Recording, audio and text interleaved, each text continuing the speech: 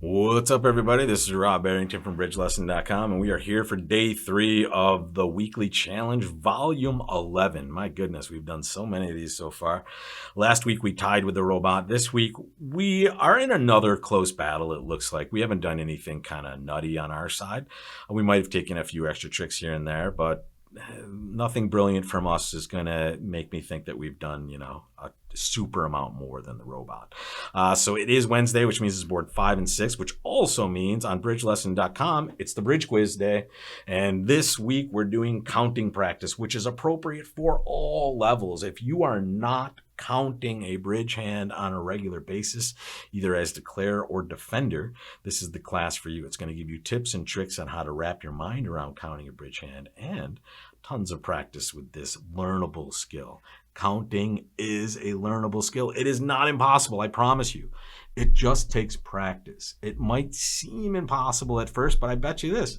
When you started playing bridge, making one no trump probably seemed impossible initially as well. You're all pretty good at that now, I would expect. So here, another really important skill that you can develop. You just need some place to start, and this is the perfect place for it.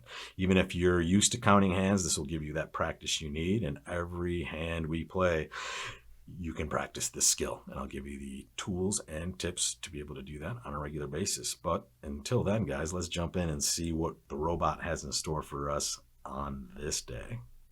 And here it is, folks. The question was, what do we do with this hand? The answer is, I would bid 2 clubs. And the reason I'm doing it isn't because I love my suit. I clearly don't. But I have a good enough hand, and this is a best hand tournament, right? So if I have the best hand at the table, I want to get into this auction. And I do happen to have a 6-card club suit. If I only had 5 clubs, I might just pass and wait and see if I can come in later. But with a 6th card and a full opening hand, I will bid. Let me give you the parameters for overcalls, though, before I jump in here, folks.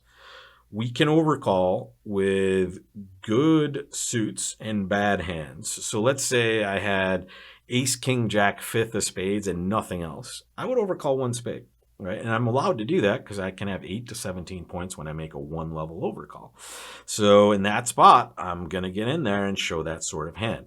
You can also overcall with good hands and bad suits. So this is an example of that. I have a full opening hand, and I have a 6-card suit. What I should be showing with a 2-level overcall, I'm almost always going to have a 6-card suit. I hate that it's not a really great quality 6-card suit because it might get partner off to the wrong lead sometimes. I'm not as worried about that when it's a best hand tournament because I know I have the best hand at the table here. So it's even more of a reason to get in there with this 2-club bid, and that's what we're going to do. 2 clubs by us, and we see partner just gives us a raise. What do we do? If partner was an unpassed hand and maybe partner Q bid, I would try to play 3 no trump. But when partner just makes this 3-club bid, it's their worst raise, right? They would have Q bid with a better hand, and they're already a passed hand. So I'm just happy to sit back and play this part score. I don't expect to be missing any games at all. And there we go. Take a look. Make your play. What card are you going to play? And let me remind you, here's the auction, folks. 1 diamond by East, and then we overcalled, partner raised, and we ended up in 3 clubs. I would say, it's interesting. North has close to a Q bid, right?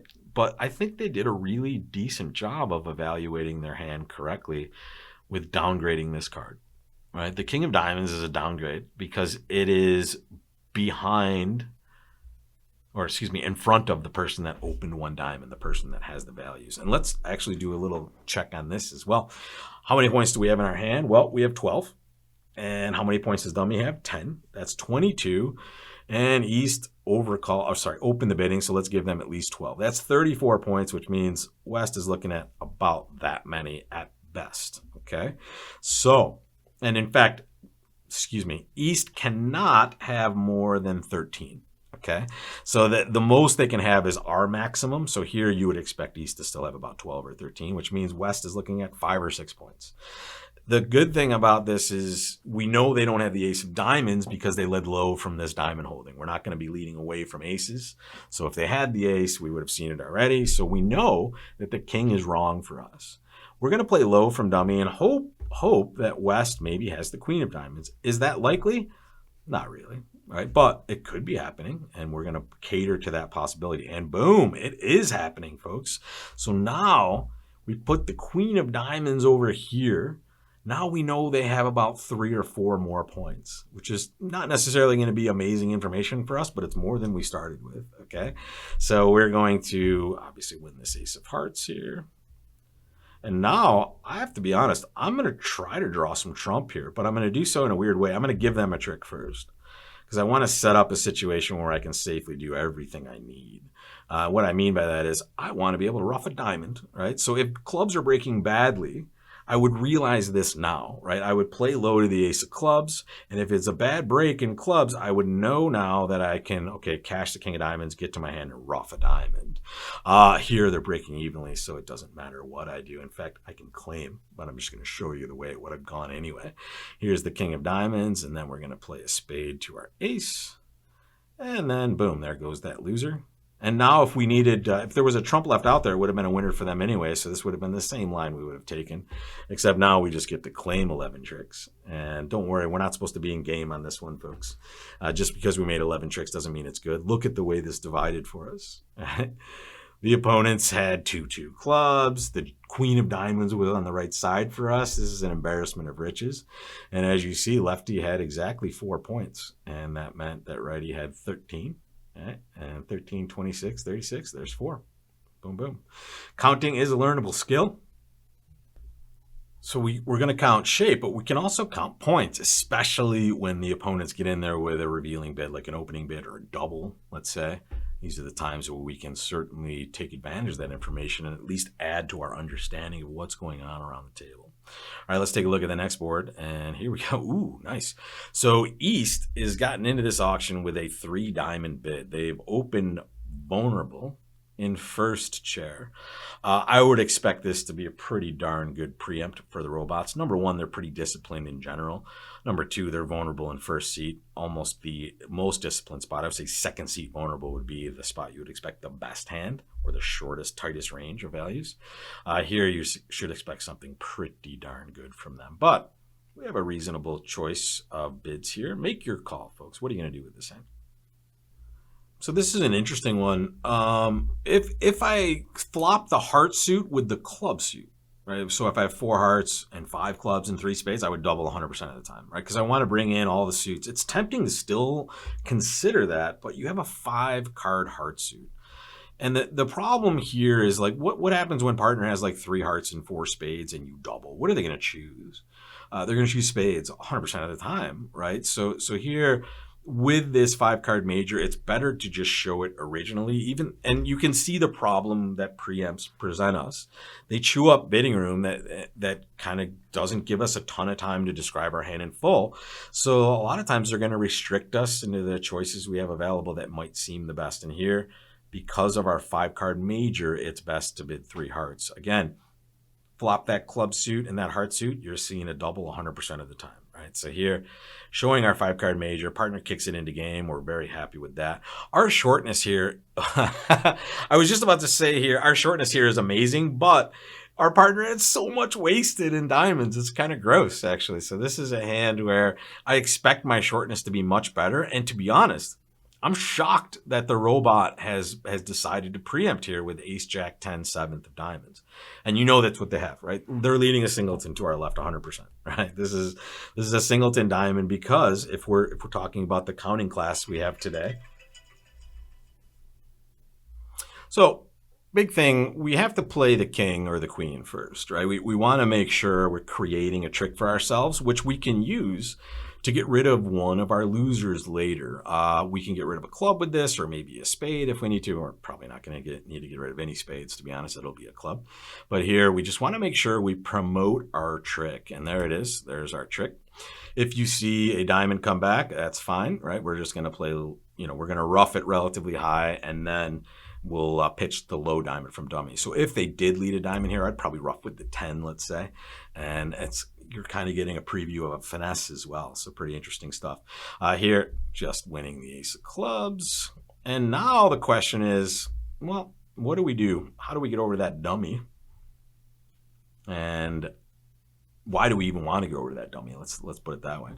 Well, we want to take this heart finesse, right? Even though, let's say, righty has the ace, the jack of diamonds, that's 5 points. Can they have the king of hearts? Yes, clearly they can, right? Can they have the king of spades? Sure. Right? They can have one of those kings. They can't have both, right? Because that would give them 11 points. So here, we just need to find a way to get over there to make sure we play either the heart suit correctly and then later on the spade suit correctly. The best way over there is going to be a club ruff. So I'm going to play the king of clubs. And we're going to hope that this is breaking somewhat evenly, even though they did preempt. But I'm going to ruff with the 8 of hearts just to be safe. And again, this is something I was going to have to do at some point anyway. I can get rid of one of these clubs on the diamond. I need another way to do it, and that is the way. And here it's going to go jack of hearts. Now I'm taking a little bit of risk here. If I play low and it loses, now they're going to maybe come through a club, and I'm going to lose a ruff, but I'm willing to take that risk here. I'm still not down at this point. Ooh, spades coming through. Take a look. Make your play. What would you do on this end?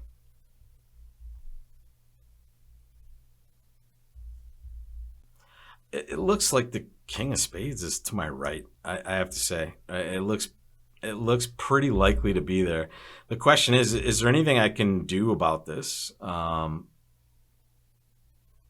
If I'm losing to this trick, it's not the worst, right? I'm still going to make my contract, but is it opening up any other possibilities?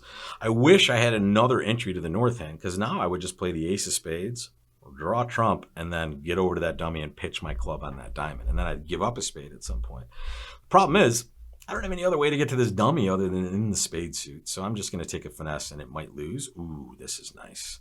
When it wins, it's over, folks. The party's over. We can take all of our hearts. You can see it did not break evenly. Not a shock, considering the preemptor. And now, this is an interesting spot. In match points, we would always take a spade finesse here, right? Because it won the first time, we'd expect it to win again. But if it loses, we might go down if they have an extra club trick available, right? Would they have ducked this spade? I doubt it. And it's pretty clear they didn't. And now you can either take the ace of spades and a spade, or you can just play this good diamond. Boom, boom. And there we go, guys. 11 tricks plus 450. Look at that preempt. That is a pretty aggressive preempt by the right-hand opponent. Take a look. Not the worst, right? The robot is usually slightly more disciplined, but really, take a look at this hand. What would you have done? With only 3 cards in the majors, it's pretty reasonable to get in there. And that suit's pretty darn good, right? Ace, Jack, 10, that's 3 of the top 5 honors. That is a preempt in pretty much any seat. But again, the robot, this is probably the lowest part of their range when they do this. You usually don't see them getting out of whack with preempts at all. And they didn't here. This is a pretty reasonable preempt, but not for the faint of heart, being vulnerable versus not. But what else are you going to do? 3 diamonds is pretty normal. Good stuff. They made it as hard as they could for us, but we just ended up having the right spot for game. 4 hearts. Take a look at Thursday's start. What do you open this end? Do you pass? I will tell you tomorrow. See you then.